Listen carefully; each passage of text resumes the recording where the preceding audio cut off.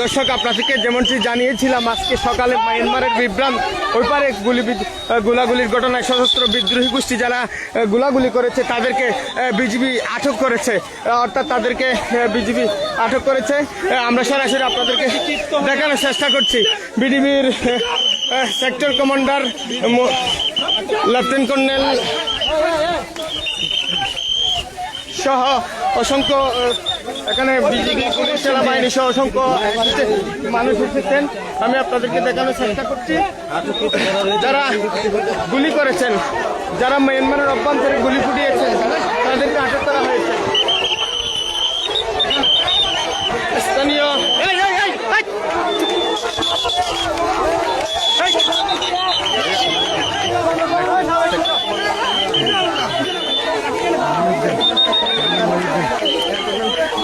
এখানে আমরা Ramu sector commander colonel Mohiuddin আহমেদকে দেখতে পাচ্ছি।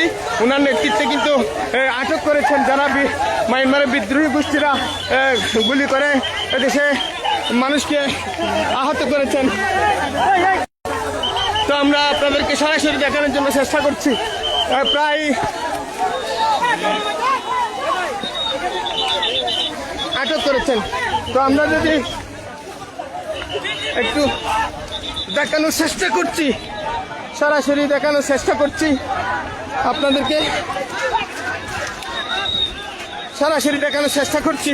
বিজিবি আটক করে নিয়ে যাচ্ছে, পুলিশ রয়েছে, সাথে সাথে পুলিশও রয়েছে। যারা মায়ানমারের বিদ্রোহী গোষ্ঠী আরকান আর্মি এবং অন্যান্য বিদ্রোহী গোষ্ঠী যারা রয়েছেন তারা মায়ানমারের ওপার থেকে তারা গুলি করেছেন, বাংলাদেশের দিকে তাক করে তাদেরকে আটক করেছেন। কয়েকজন পুলিশ ফাঁড়ির ইনচার্জ দেখা যাচ্ছে। পাশাপাশি আমরা আপনাদেরকে সরাসরি সংযুক্ত হয়েছি। কয়েকজন পুলিশ বাড়িতে তাদেরকে নিয়ে যাওয়া হচ্ছে। অসংখ্য যাদেরকে স্থানীয় ভাষায় মগবাগি বলা হয় তাদেরকে আটক করেছে পুলিশ, বিজিবি এবং আইন শৃঙ্খলা বাহিনীর সদস্যরা তাদেরকে আটক করেছে।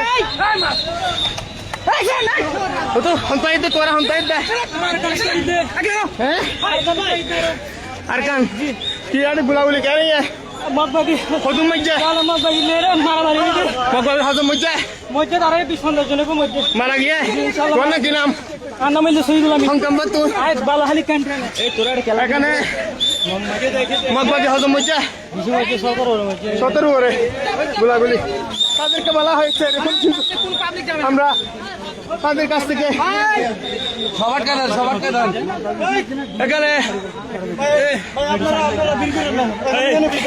ভাই আমরা এতক্ষণ করছেন আপনাদের প্রেস ব্রিফিং দেওয়া হবে না? ঠিক আছে, যে এখানে আটকে দেওয়া হচ্ছে যে আমরা আইন শৃঙ্খলা বাহিনীর সদস্য যারা রয়েছে তাদেরকে একটু দেখানোর চেষ্টা করছি। এখানে হোয়াইট টং পুলিশ ফাঁড়িতে তাদেরকে নিয়ে আসা হয়েছে এবং আইন শৃঙ্খলা বাহিনীর অসংখ্য গাড়ি কিন্তু এখানে এসে টোটাল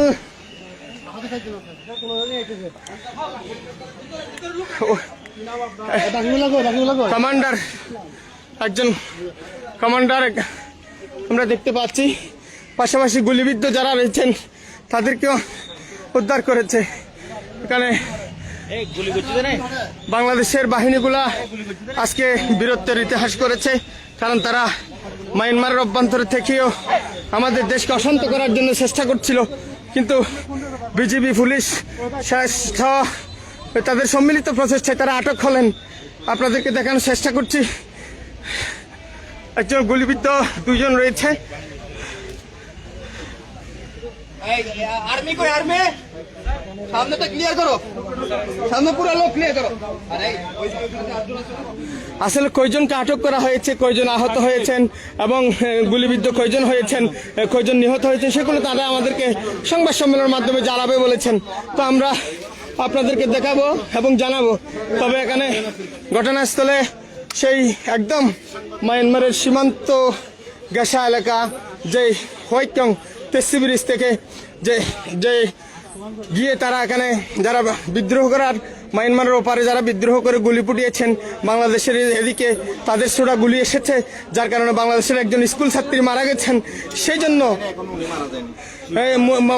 উনি পরিবার মারা গেছেন বলছেন, কিন্তু ডাক্তার বলছে যে মুমূর্ষ অবস্থায় রয়েছে। সেটি আমরা জেনেছি পরিবারের সূত্রে, এবং তার দাদা আমাদেরকে যতটুকু জানিয়েছেন তাকে কক্সবাজার থেকে চট্টগ্রামে মুমূর্ষ অবস্থায় রেফার করা হয়েছে, এরকম কিন্তু তারা আমাদেরকে জানিয়েছেন। তো এখনো সে মারা যায়নি, অবশ্য গুলিবিদ্ধ মুমূর্ষ অবস্থায় রয়েছে।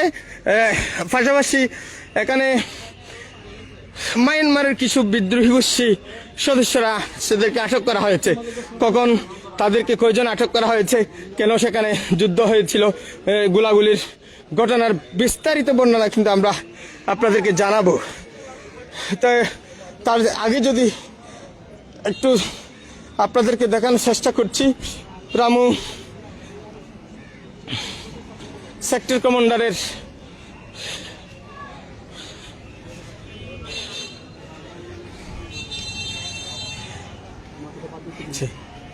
দেখছেন আপনারা ইতিমধ্যে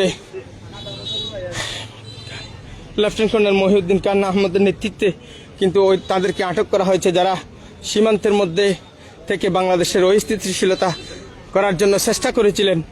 তো সকালে তিনি এসে সশরীরে গিয়ে তাদেরকে আটক করেন। সমস্যার কারণে দুঃখ প্রকাশ করছি। আসলে তাদের সেই স্থানীয় যারা রয়েছেন তাদের বারবার একটি অভিযোগ, সেটা হচ্ছে যখন নাপ নদীর পাড়ে নামেন মাছ শিকারের জন্য, তখন মায়ানমারের বিদ্রোহী গোষ্ঠীর সদস্য যারা রয়েছেন তারা তাদেরকে আটক করে নিয়ে যান, অপহরণ করে নিয়ে যান, এবং পরবর্তীতে মুক্তিপণ দিলেই ছাড় দেন, না হয় তারা তাদেরকে মেরে ফেলেন, এরকম একটি আমাদেরকে স্থানীয় দাবি করেছেন।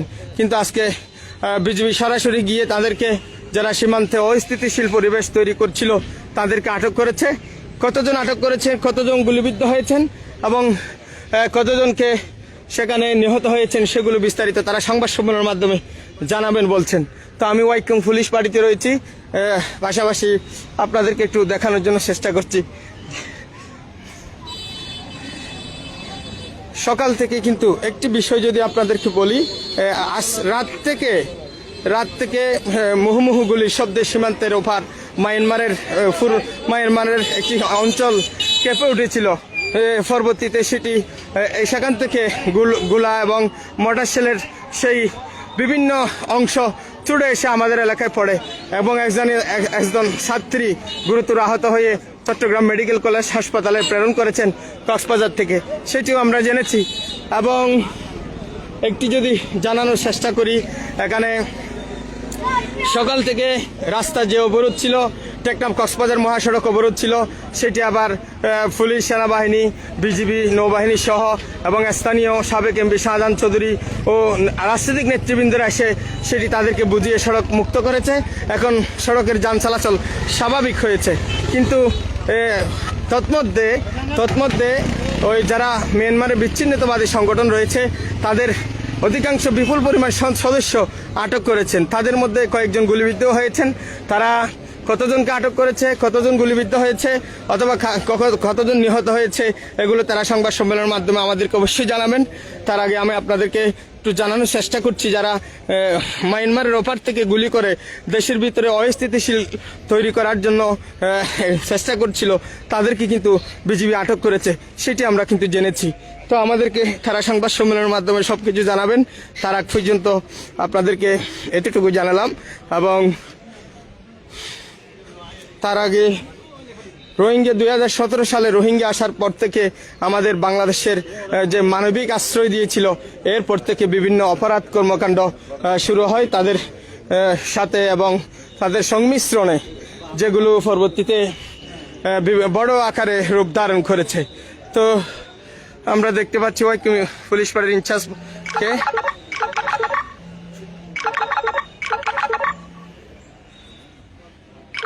যে ছিল